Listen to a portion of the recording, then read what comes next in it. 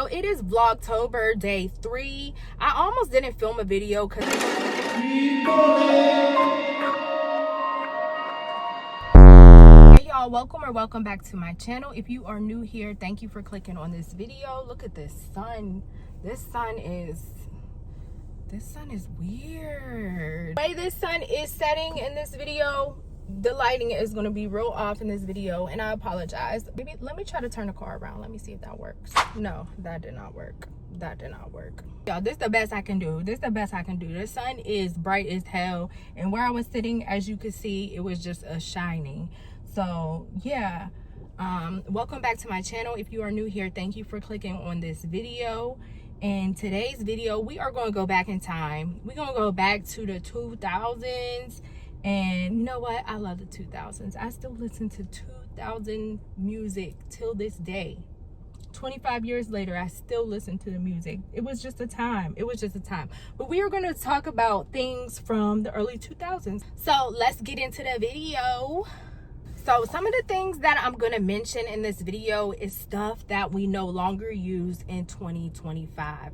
Why? Because most of it just doesn't make sense anymore. We all have one thing, and the one thing is this. This is what we have. So we no longer need a lot of things. Y'all, I used to love having a disposable camera. It was like a surprise every time you went to go get that thing developed. I used to take pictures at school, take pictures when I was on vacation. If I had a sleepover, the girls would huddle up and we would take pictures together, anything. And you know, it was always exciting anticipating what photos you captured at that time.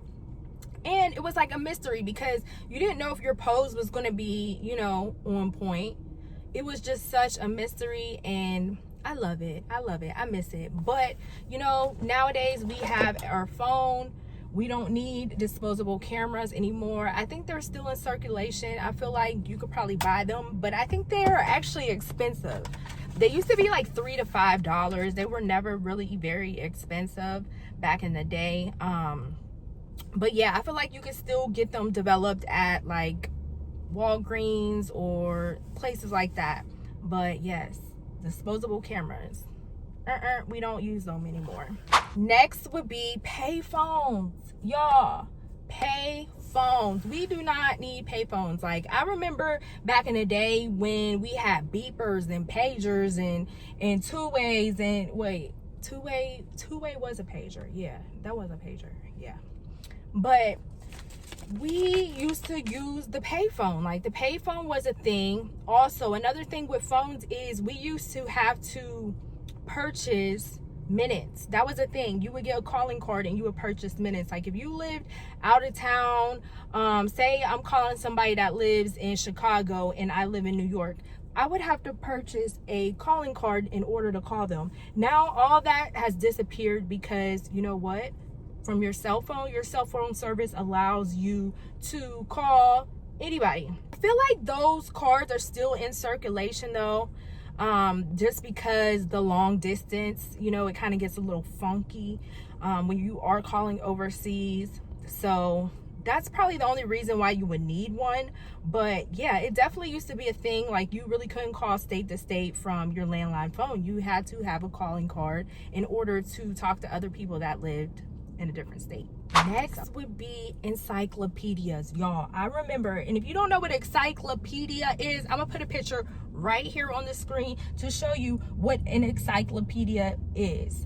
Now, I remember my parents having the whole collection, A through Z. An encyclopedia basically was like Google, but in written form. Like, you could look up anything, a lot of things in these encyclopedias. They would tell you all the information. Everybody's house that you would go to, they would have their own encyclopedia displayed on like a bookshelf or a mantle, and you know, that's how we got our information.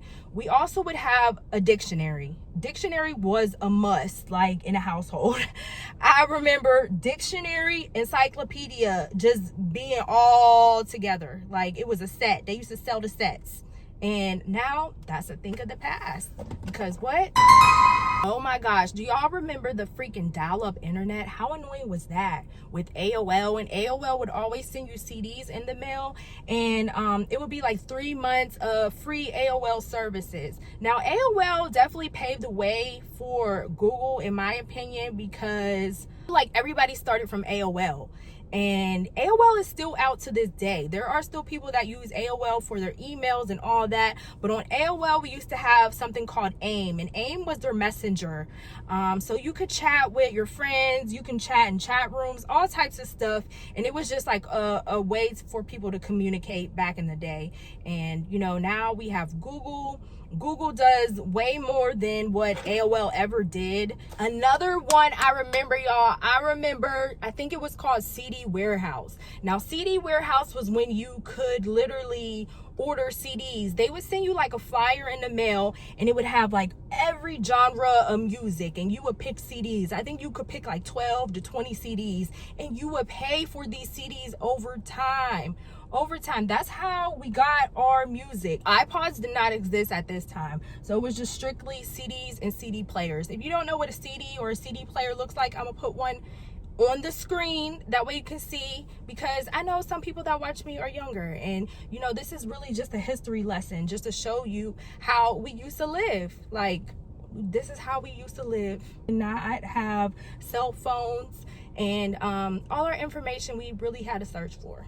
I really miss those days, y'all. I really miss those days. The very last one that I want to bring up in this video, y'all, is smoking inside of restaurants. Like, smoking inside of restaurants, you used to be able to go in, ask for the smoking section, light up your cigarette, smoke it, and, you know, continue to eat your food. Like, if you were at a buffet, one side of the restaurant would be smoking, the other side would be non-smoking. So they would seat you according to your preference. And yes, kids were actually able to sit in the smoking section with their parents. Like, that was a thing. And now you don't see it too much. I think it's illegal. It's purely illegal now, but I don't know if hotels still do that as well. You used to be able to get like a smoking room. I don't know if that's still a thing. I feel like it is. I feel like you could probably still smoke in a hotel room if you're in, you know, a smoking floor. Last time I worked at a hotel, they did have a smoking floor, and it stank. Like, it stank. In the restaurant, it would stink too. It would just smell like an old ass ashtray. And yeah, that was a thing, smoking. I've even spoken to people that were like older than me, and they would tell me like how normal smoking in places used to be. You can go to like the mall and literally just start smoking a cigarette in the middle of the mall, and nobody would say anything to you. I think it's because back then they didn't know the dangers of smoking and secondhand smoke. It wasn't like really documented, so they allowed it as something that was normal. Yeah, so yes, that is definitely not a thing nowadays. You cannot smoke in a restaurant. Like, Denny's used to have a smoking section for sure. Golden Corral used to have a smoking section. So there used to be different restaurants that will allow. But yeah, that is the video for today. Thank you for tuning in to today's video. I just want to take y'all back in time, to a time where it was beautiful, where things were different, where the world was a little less stressful. And I just remember those times. They were good times, and I don't want to forget it. So I decided to make a video on it and talk about it. And if you have any other things that I've left out, or anything else that is nostalgia from 2000, please leave a comment below. I will be checking all my comments, and I will be responding back to them. But thank you for watching. Bye.